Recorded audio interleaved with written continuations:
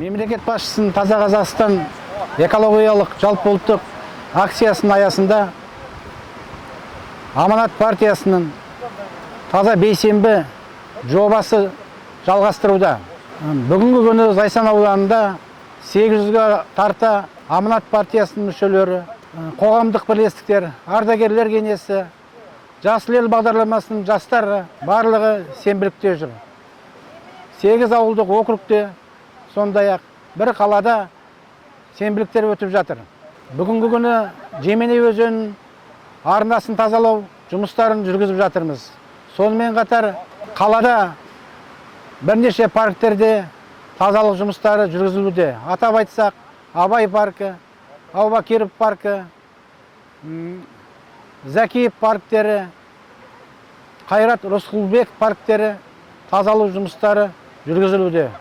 Осы мына Абай паркіне бүгін тазалыққа шықтық. Мемлекет қызметшілерінің барлығы бір ауыздан осы акцияға қатысып отыр. Енді осыны тазалап кетеміз, осыдан кейін енді бықсытпайды.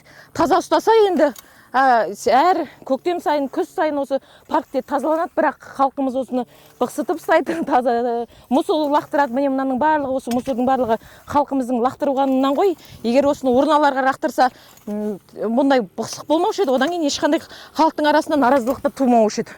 Қоғам мәдениетін, тазалық мәдениетін, жалпы қоғамға мынау үйден шыққан қалдықтың өзінің түсу мәдениетін үйретпесек, біз мына мұсырдың астында қалып қоямыз. Сондықтан бүгінгі міне Зайсан қаласында Таза бейсенбі Аманат партиясының жаңағы бастамасымен, мемлекет басшысының тапсырмасымен осы Таза бейсенбі деп Зайсан қаласындағы жиыны парктар мен аллеяны қосқанда 28, соған тазалық жүргізіп жатырмыз. Аманат партиясының Таза Қазақстан атты тазалық акциясына жастар болып үлесімізді қосып жатырмыз.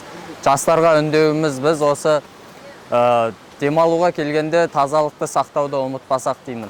Өзен жағасында қоқыстар көп, көбінесе соктың бутылкалары, жейтін тамақтардың, чипсы, керешкелердің сырттары көп жатады. Соларды тазалап, бір өзімізбен бірге алып кетіп жүрсек. Тазалықты сақтайық!